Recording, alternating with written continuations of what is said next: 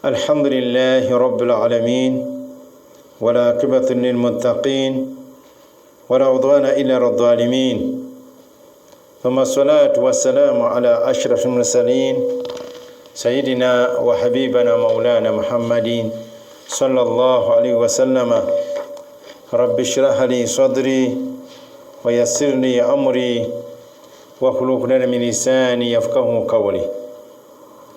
Magana bange, assalamu alaikum wa rahmatullahi wa barakatuh. Ndonya okutendeza Allah nokusaba byengere n'emirembe biri ku kibona baffe Muhammadin sallallahu alaihi wasallama. Twejjukanya we twakoma nga twakoma kukuwa obujulizi obuva eri Nabbi Muhammadin sallallahu alaihi wasallama oluvannyuma lw'okumala okuwa obujulizi obuva mu Qur'ani ey'ekitiibwa nga bukulaga nti ekiiso mazima. Njagala nnyo tusome ku bigambo bino, ebigambo ebikulu ennyo mu bulamu bw'omuntu. Abantu tubonyeebonye nnyo n'embeera, embeera eyo etubonyaabonyezza nnyo olw'okuba nti tetumanyi buzibu bwe tulina we buva. Olwaleero bwe twamala luli okuwa bwino akola ku oba akulaga nti ekiiso weekiri mu Busiraamu, twatandika okutemaatema ekiiso. Ekiiso kiteekwamu emiteeko esatu nga bwe naggamba.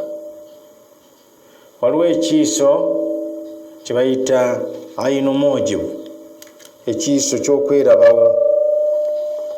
Njagenda mu maaso nga nkunnyonnyola ekiiso ky'okwerabawo.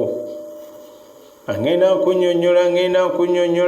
nkunnyonnyola osobole okutegeera ekiiso ekyo mpola mpola. Ekiiso kiteekamu emiteeko esatu. Omuteeko ogusooka ya ayinu mujibu, kiiso ky'okwerabawo. Bwe boogera bwe batyo oyinza obutamanya, naye ye muntu okera ku makya ne yeewaanira ku bantu ng'ekyatuka ku Kaaruuna. Kaaruuna yeewaanira ku bantu n'aga nti ebintu by'alina yebifuna ku lwa kumanya kwe, kyamuviirako okuzikirira. Era Allah atulaga mu Qur'ani mu bifo nga 5 abantu ekiiso bye kyazikiriza. Ayinu mujibu ye muntu okubeera katugeze ng'abavubuka ng'akoze edduuka lye bulungi, lirimu bye buli kyasuubira nti mwekiri, ne ssente zijja nnyo, n'atandika okugamba nti nze sikyasabirwa.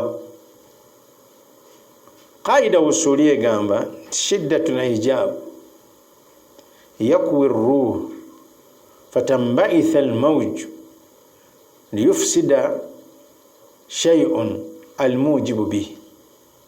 Njawulo kimanye nti mu nsi muno omuntu taliimu ttayo, taliimu kubeera ng'alifwa. Era Allah yagamba am hasibtum annama khalaqnakum abatha, mulowooza nti nabatonda kubeera awo ttayo. Wa annahum ilayna la turja'un, gyendi temujja kuddayo. Nabwekityo omuntu Allah yamutonda ng'alina sigino mu ggulu ekola nga bw'olaba omutima bwe gukola. Era ffenna tutegeereka mu maaso ga Allah paka lwofa nezikira.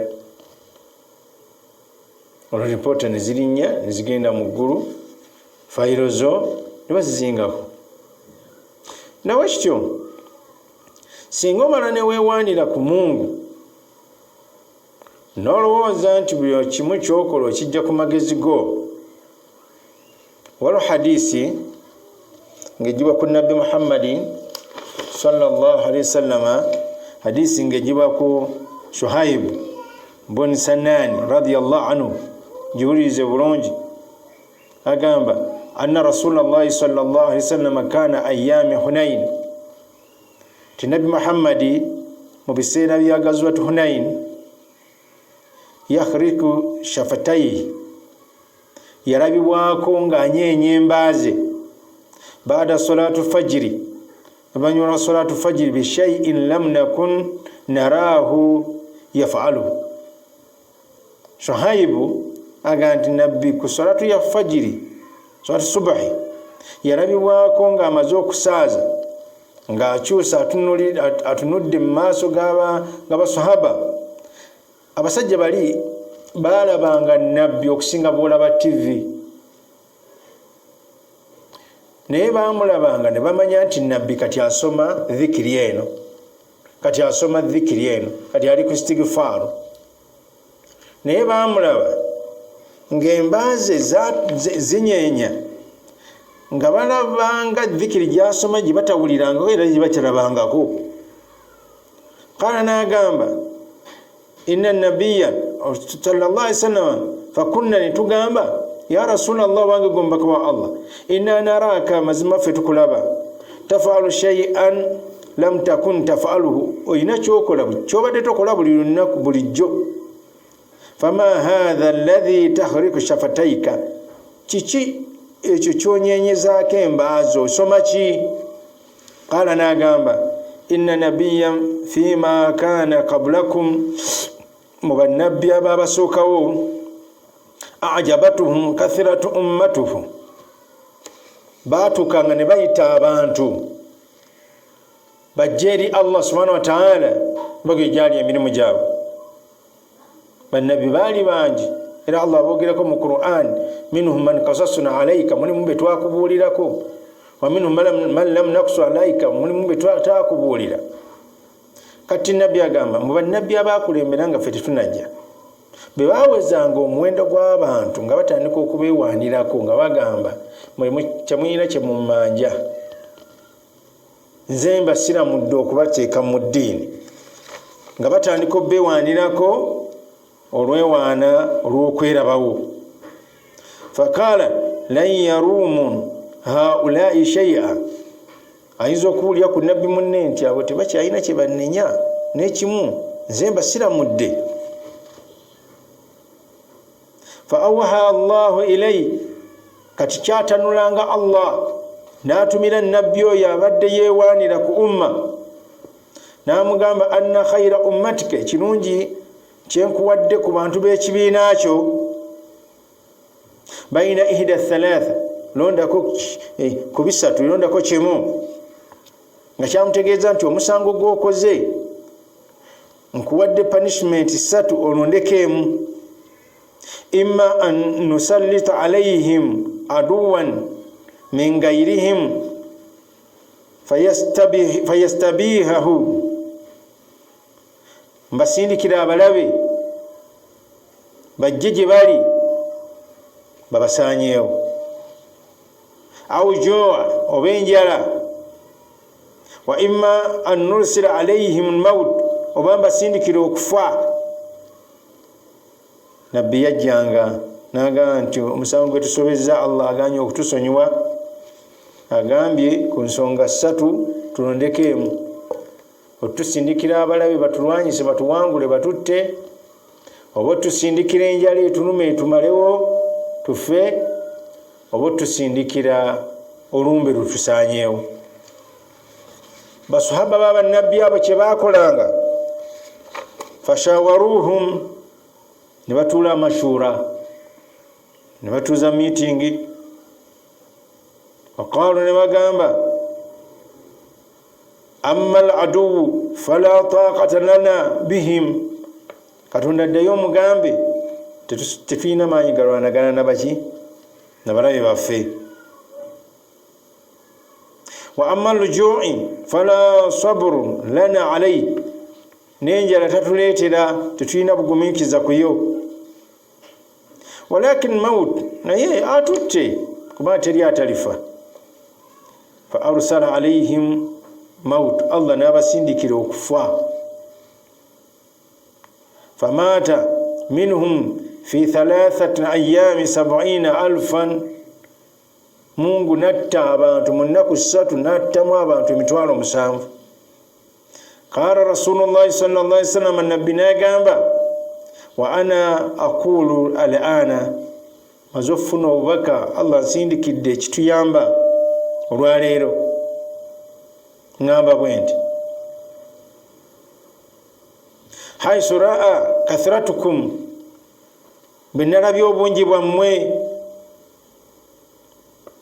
Obuzibu ne bugwawo, obuzibu bwagwawo eggulo limu nga tukijja mu Qur'ani ey'ekitiibwa ti Allah agamba mu surati Tauba nti lakad nasarakumullahu fi mawatin kathira. Lakad nasarakumullah, Mungu yabayamba yabataasa fi mawatin kathira, mu bifo bingi. Gazwat Badri Allah nga yabataasa, gazwat Uhud Allah nga yabataasa, gazwat Hunayn, gazwat Tabuk, entalo nyingi. Naye wayawma Hunayn, naye olunaku lwa Hunayn, gazwat Hunayn, idh ajabatkum kathratukum, bwe mwatuna ne mwerabawo obungi bwammwe. Beerabawo nga abasajja bagenda okulwanyisa bali 10,000 ate nga b'ekibiina kya Nabi Muhammad bali 3,000. Falam tugni ankum shay'a, tekyabayamba. Wallahu kata alaykum al-ard, ensi nebafundirira bima rahbati, nga teyali ngazi. Thumma wallaytum mudbirin, banyuma ne badduka nga bataddeko Katonda nnyo. Thumma anzala Allahu sakinatahu ala rasuli, Mungu yazza bibye yesu okusaasira ku obutebenkevu ku mubaka we, wa ala almu'minina ne kubakkiriza, wa adhaba alladhina kafaru, Mungu nayo abolereza abakafiri. Kadhalika jazaa'ul kafirin, empere y'abakafiri, naye nga Allah yasooka kubavaamu. Omuntu yenna buli weerabawo oba weekubye ekiiso. Bangi abawala tebafumbirwa, nga bawala balungi ojja otunuulire abawala abasinga obungi abalungi ennyo nawe gwolaba tafumbirwa. Nogamba lwaki nti yafumba, nolaba omukyalo omubi ng'ali muddi afumba. Nolaba abavubuka abagagga wadde amangu ennyo ng'emmotoka emusse oba mukubye amasasi. Omuntu yenna kasita weewaanira mu kintu kyo oba weekubye ekiiso. Kyovula nti Nabi Muhammad enkeera Allah yamusindikira, kyaba asoma Allah amutaase. Agamba nti Nabbi agambye maze okulaba obungi bwammwe, ngambye Allahumma bika ahulu oba bika uhawilu wa bika uswawilu wa bika uqatilu. Netufuna edduwa mu gundi eyegamba Allahumma anta addi wa nasri, anta addi wa nasiri, bika ahulu wa bika asulu wa bika uqatilu. Buli lwolaba ngango oba otaniddwa ne weewaana noga nze sizannyirwako noyogera ekigambo ekyo, yangu amangu okusoma edduwa eri egamba nti Allahumma anta addi wa nasiri, gwe muyambi wange era gwe mutaasa. Allah gwe kisenge kyange era gwonkolera buli kimu era gwe mutaasa. Bika ahulun, ku lulwo ensonga zikyuka. Wabika asulu, ku lulwo ntuuka ensonga za zituuka wenzaagala. Wabika uqatilu, era nwana nga Allah gwonnwanira. Sobola okubeera nga wekkakkanya wa Allah. Allah tayagala mampaati. Era olaba abantu abayita ba super power, abayita nti bazannyirwako, Allah kyabagoya. Gana bagamba nti awafiira omuzira tuwaba nsiitaano. Bantu buli olaba nga oli muzira ekimutta tekiba kyamaanyi. Allah baakulagako. Kati kaida usuli negamba nti shiddatul ijab, amaanyi g'okwerabawo, yakuwi ruhu, gakumya omwoyo ne gubeera nga gulaba nga gwo gwe guliwo. Fatambaitha almawju, Mungu nasindika amayengo, frequency waves, litufsida shay'un almujibu bihi, zonoone ekintu ekikufuddo eyetegeera nti oyina kyoli maaso ga Allah, eyo si shaitani yekola wabula busungu buva wa Allah buterevu okuttirawo okusindikira abalabe oba enjala stroke ebyenfuna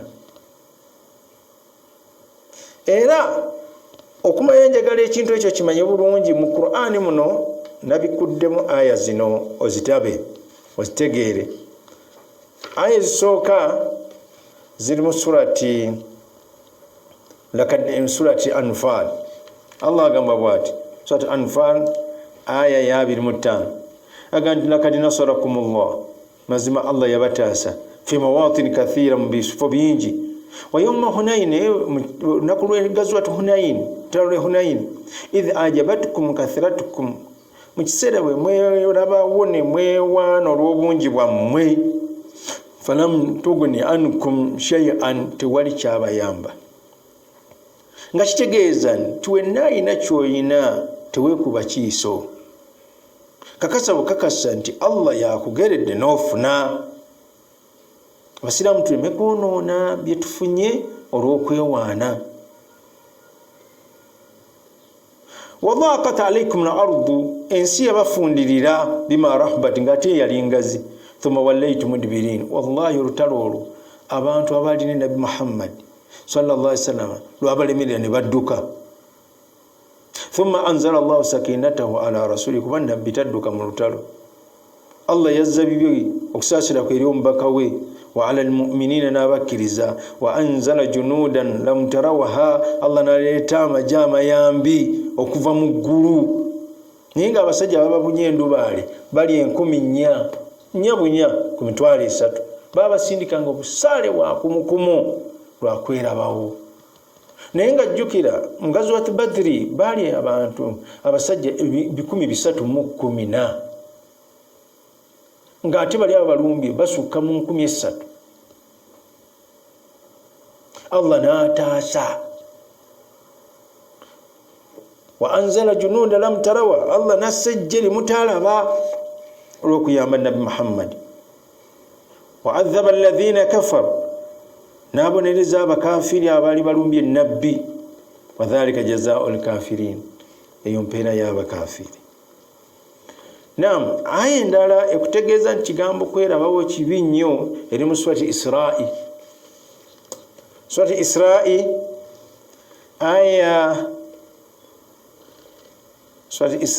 aya ya 4 n'eyokutaano n'eyomukaaga egamba tiwaqadayna ila bani Isra'il ekyo twakigera ne tukimala eri abaana ba Isirayiri fil kitabi kulawh mahfuz la tufsiduna fil ardi marratayn mujja kunoona mu nsi muno emirundi 2 wala ta'lunna uluwan kabira ekyo kyenoonyamu mujja kwefuula waggulu lwefuula olwa waggulu olunene nnyo nga mumulaba mmwe muliwo era nga kaakano abaana ba Isirayiri bamanyi nti bo be baana ba Katonda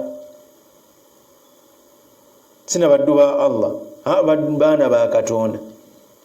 N'agamba Allah subhanahu wa ta'ala fa idha jaa ahadu ulahuma olwerabawo olusooka kwezo zombi ba'athna alaykum ibadan lana ngenda batumye muli abaddu bange ulul ba'sin shadid tuwera bil hadith elijje nkusomedde ulul ba's ashadid ulul ba's shadid bananyini manyi abazira fajasu khilala diyari baba nonyene obuzizi wakana wa adu mafula ensonga ejjakola omuntu yenna buweerabawo Allah akusindikire tabu nekutuukako nga tolina wojjajjeko. Baganda bange ekiiso ekyokwerabawo kinso kikulu nnyo kyemudde njagala nkirweko tugende wano mu tafsiri mu kukinoonya abamanyi nga bwe bagamba ng'okitegedde. Omuntu yenna bw'ofunanga ssente teweerabangawo omanya nti alhamdulillah Allah yampadde. Aya endala oba mu kifo ekirala surati Kahfi wa Allah agamba tiwadakhala jannatahu wa huwa zalimun li nafsi waliwo omwana Adamu mu surati Kahfi bw'onooba omusomye njija mu point yokka yayingira ennimiro ye nga yeeryaza amaanyiza omutima gwe neyewanira ku munne baali babiri omugagga n'omwavu nanyini nnimiro n'atayina kala ma adhunnu an tabida hadhihi abadan sisuubira kudda mabega sisuubira emwanyi zino nga bwoziraba zini muluka zenyera wano naye nga bameka abeewanye ne bafa wama adhunnu saata qaima sirowoozaayo ne kiyama bwe kiba kiyimiriddewo nga nyinza okusanga obuzibu wala in ruditu ila rabbi ne bwe ndiba nzizaayo eri Allah nga kiyama etuuse la ajidanna khaira minha munqalaba nja kusanga eri ebirungi byendabe wano nga binnindiridde kala lahu sahibuhu wa huwa yahawiruhu muganda we ya mukwano gwe yamunenya amuwabula akafarta billadhi khalaqaka min turab osinikidde Allah omusinikiddeko amannyo yakola mu ttaka omumanyidde la ilaha illallah wonna yamunenyezaawo nammwe bannange bangi muli ebweru muli luddawa nga gwolaba wamala kiyita ekiseera kitono era bw'obanga otaniddwa asomeddwa eno allahumma anta addi wa nasiri bika ahulu wabika asulu wabika uqatilun oleme kugwa ku kyokya ate munno bw'akuwaananga n'akuwaananga era ggwe bannange oli kino allahu akbar era ggwe teryakusinga wano nabbi yagamba omuntu oyo musongo olunwe mu liiso naye tosobola bamujja kulwanira bwereere oba muyiwe ettaka mukamu era tosobola oba mujja kulwanira munaakuwaanya ate omuyiwe ettaka mukamu kati tukugamba lomba eddwa eno egamba allahumma anta a'lam bi min nafsi wa ana a'lam bi nafsi minhum faj'alni khayra mimma yadhunnun waghfir li ma la ya'lamun wala tu'akhidhni bima yaqulun tujiddamu allahumma anta a'lam bi min nafsi wa ana a'lam bi nafsi minhum faj'alni khayran mimma yadhunnun waghfir li ma la ya'lamun wala tu'akhidhni bima yaqulun allahumma anta a'lam bi min nafsi wa ana a'lam bi nafsi minhum faj'alni khayran mimma yadhunnun waghfir li ma la ya'lamun wala tu'akhidhni bima yaqulun amakulu gayo allahumma anta a'lam bi min nafsi gosingo ay Allah gosingo kummanya okusinga bwe nemanyi wa ana a'lam bi nafsi minhum nze singo okwemanya okusinga abe bammanya ababampaana faj'alni khayra mimma yadhunnun nfuulira birungi kwekibandowoozamu waghfir li ma la ya'lamun onsonyiwe byenkola nga tebabimanyi kyebava bampaana wala tu'akhidhni bima yaqulun tombonereza kwekyo kyebayogera ayi Allah netonze gyoli okumanya ekiiso kibi ekyomuntu okwerabawo kyekisinga ebiiso byonna obubi tunuulira aya endala era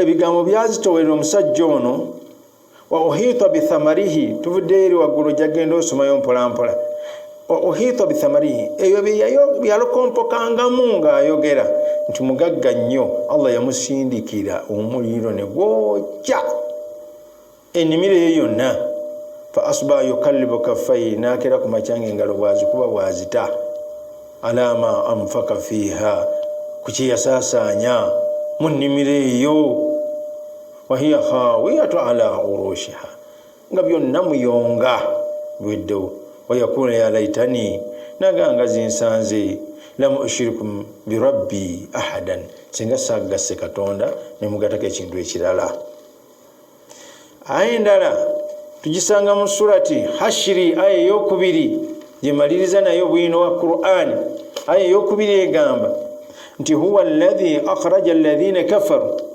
yoyo Allah eyafulumya abantu abatakkiriza min ahli kitabu bannanyini kitabu min diyarihim mu mayumba gaabwe ila awwal hashiri nga abafulumya kikungo bonna yayera bwezi Nabi Muhammadin sallallahu alaihi wasallam bwali obwo nga waliwo omuddu wa Mungu yatanwa yakola ensobi natta banne babiri nga tategedde bava mu lutalo n'abatta nga tebalina musango. kakati abannanyini bantu abo ne bajja eri Nabbi Muhammadin sallallahu alaihi wasallam basabe ddiya. Nabbi ng'ate okusasula ddiya embuzi 1,000 oba ente 1,000, naye nga yakola endagaano ne Banu Qurayza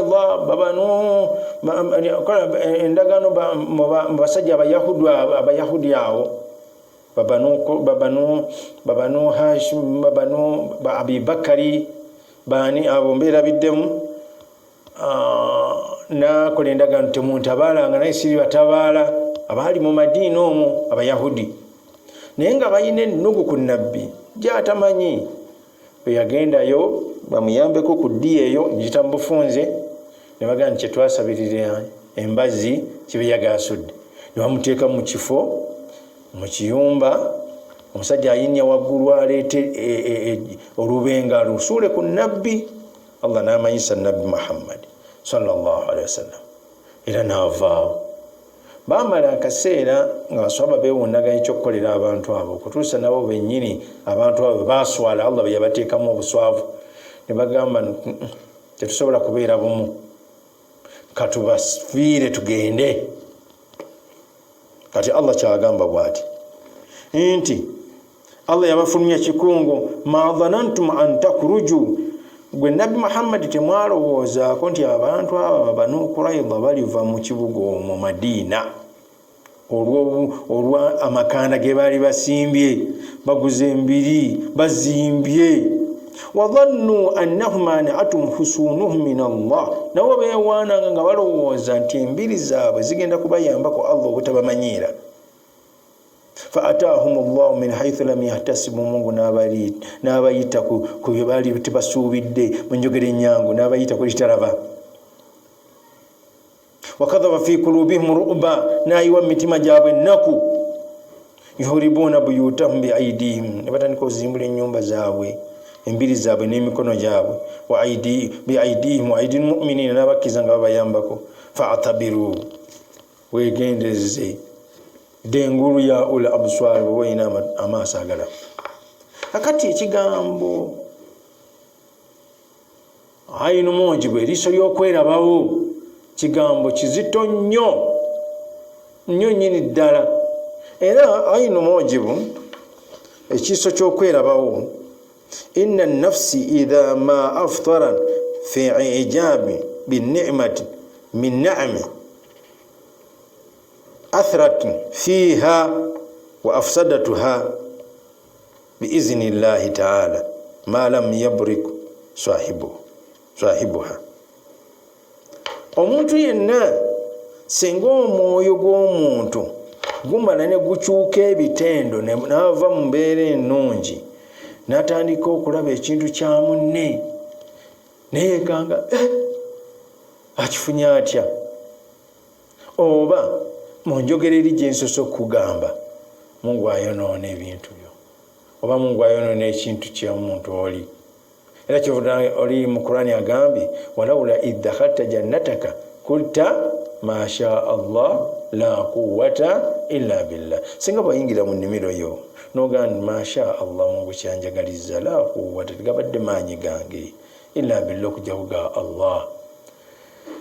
Ebiseera byo tuliira empinga tujja kukomakaawo, tujja kutandikiraawo, kubanga ebirungi biggwa byokya. Naye omuntu asinga okulaba ennaku, kano katwale nkava topiki tugimazeeyo, tujja kutandikiraawo. Omuntu asinga okulaba ennaku mu nsi muno ye muntu atawaana n'ekyo ekitajja kuvaawo, ennaku eba emulabe. Assalamu alaikum warahmatullahi wabarakatuh.